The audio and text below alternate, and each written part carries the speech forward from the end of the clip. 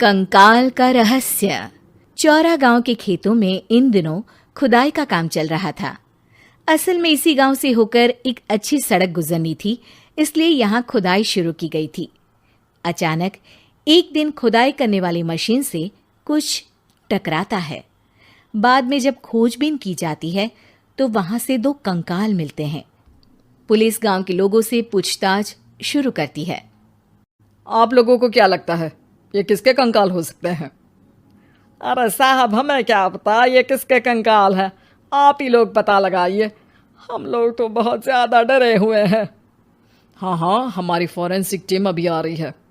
ये बताओ कि इस गांव के रहने वाला कोई जोड़ा गायब तो नहीं ना? क्योंकि शुरुआती जांच में तो ये बात सामने आ रही है कि एक कंकाल किसी पुरुष का है तो एक किसी महिला का। साहब, हमें तो बहुत डर लग रहा है। ऐसे कंकाल मिलने का मतलब गांव के आसपास ही किसी की हत्या हुई है या फिर किसी को जलाकर मार डाला गया है।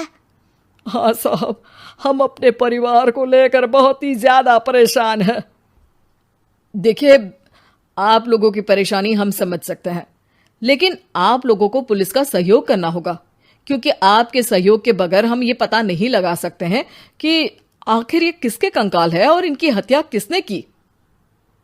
ठीक है साहब, गांव के लोग आपका पूरा सहयोग करेंगे। हाँ साहब, पूरा सहयोग करेंगे। तो फिर ठीक है, हम अपनी जांच शुरू कर देते हैं। कुछ दिन बाद जांच रिपोर्ट आ जाती है। पता चलता है कि ये कंकाल करीब 20 साल पुराने हैं, यानी 20 साल पहले किसी जोड़े की हत्या कर शव को यहाँ पर दबा दिया गया था। इंस्पेक्टर राघव, ये बताओ कि 20 साल पहले की मर्डर मिस्ट्री क्या आप सुलझ सकती है? हाँ सर, क्यों नहीं। लेकिन अब सबूत और गवाह काफी मिट गए होंगे। मुश्किल तो होगी, लेकिन शायद किसी परिवार को इंसाफ मिल सके। इंस्पेक्टर राघव, आप बिल्कुल सही कह रहे हैं। किसी परिवार को तो इंसाफ मिलेगा ही और किसी को उसके किए की सजा भी मिलेगी। जी सर, मैंने तो जांच शुरू भी कर दी है। 20 साल पहले इस गांव के 2 जोड़े अचानक कहीं गायब हो गए थे। मैंने दोनों ही परिवारों के बाकी के सदस्यों से बातचीत शुरू की तो उन्होंने बताया कि उनके बच्चे शहर गए थे, लेकिन आज तक वापस नहीं लौटे हैं। लेकिन ये दोनों शव किस परिवार के सदस्यों के हैं, ये कैसे पता चल सकेगा? सर, मैंने डीएनए टेस्ट करवा लिया है। आज शाम तक इसकी रिपोर्ट भी आ जाएगी। अच्छा, ठीक है। उसी शाम को सर, डीएनए रिपोर्ट के मुताबिक ये दोनों ही लाशें चौरा गांव के रहने वाले प्रधान सुल्तान सिंह के बेटे और बहू की है।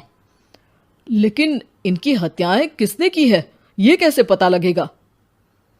इसी का तो पता लगाने की कोशिश में जुटा हूं सर। आज सुल्तान सिंह से मिलने भी जा रहा हूं। मेरा बेटा और बहू तो मेरे लिए सिर्फ यादों में ही रह गए थे। हमें उनकी लाशें तक नहीं मिल सकी थी। आज 20 साल बाद उनके कंकाल मिले हैं। मैं अब किसके लिए जीऊं?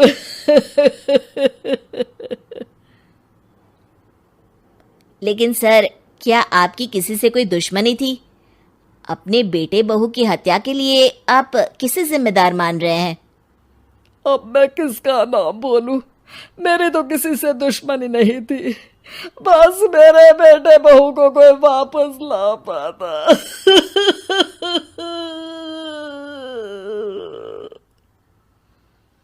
इसके बाद सुल्तान सिंह फूट फूट कर रोना शुरू कर देते हैं।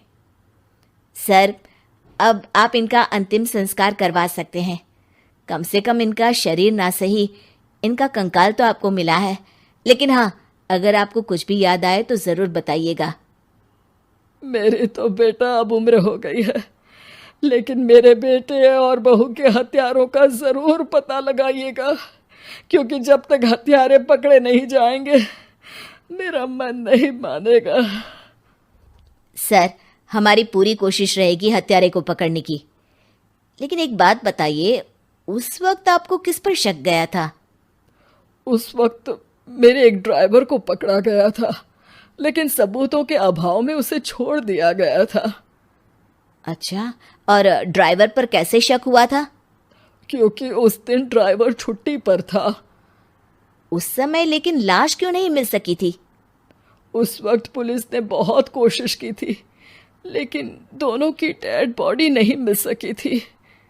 ठीक है, हमारी तफ्तीश चल रही है, मैं फिर आऊंगा। इसके बाद इंस्पेक्टर वहां से चला जाता है और सुल्तान सिंह अपने बेटे और बहू की याद में खो जाते हैं। कुछ दिन बाद सुल्तान सर, एक बात बताइए, जब आपके बेटे बहू की हत्या हुई थी, उसी के आसपास आपके ही गांव का रहने वाला एक और जोड़ा उसी वक्त गायब हो गया था ना? हाँ सर, अलका और अभिषेक, वो भी मेरे बच्चों जैसे ही थे। तो फिर वो कहाँ है? उनका भी आज तक पता नहीं चल सका, लेकिन बताते हैं कि कुछ साल पहले अभिषेक को गांव के ही किसी आदमी ने मुंबई में देखा था, लेकिन फिर वो गायब हो गया। यानी अभिषेक और अलका की हत्या नहीं हुई थी, बल्कि उन्होंने किसी वजह से खुद ही गांव छोड़ दिया था। हाँ, हो सकता है, क्योंकि अभिषेक मेरे बेटे संतोष का अच्छा दोस्त था और उसका मेरे घर भी आना जाना लगा रहता था। हो सकता है कि उसने मेरे बेटे और बहू के बारे में सुन लिया हो और ये गांव छोड़ दिया हो सकता है। उनके परिवार का कोई अब नहीं रहता क्या इस गांव में? अब तो कोई नहीं रहता। एक चाचा थे, लेकिन उन्होंने भी अपना पुश्तैनी मकान बेच दिया है। वो भी अब कहीं शहर में ही बस गए हैं। ओह, अभिषेक और अलका के बारे में भी पता लगाना होगा। हो सकता है कि वही इस हत्या के बारे में कुछ बता सके। हो तो सकता है, लेकिन वो बेचारे तो खुद ही वक्त के मारे थे, वो क्या बताएंगे। फिर भी सर, जब केस दोबारा खुला है तो जांच तो करनी ही पड़ेगी, और इस बार तो लाशें भी बरामद हुई है। कुछ दिन तक लगातार तफ्तीश चलती रही। एक दिन थाने से सुल्तान सिंह को फोन आता है। हाँ, कौन बोल रहा है? सर, मैं कांस्टेबल तुलाराम बोल रहा हूँ थाने से। आपको थाने आना पड़ेगा। थाने? लेकिन क्यों? सर, किसी की पहचान करवानी है। अच्छा ठीक है, मैं दोपहर तक पहुंचता हूँ। सुल्तान सिंह दोपहर में थाने पहुंचता है। कई पुलिस के अधिकारी वहां मौजूद रहते हैं। सर, आपके बेटे की हत्या का रहस्य आज शायद सुलझ जाए। अच्छा इंस्पेक्टर राघव, पर वो कैसे?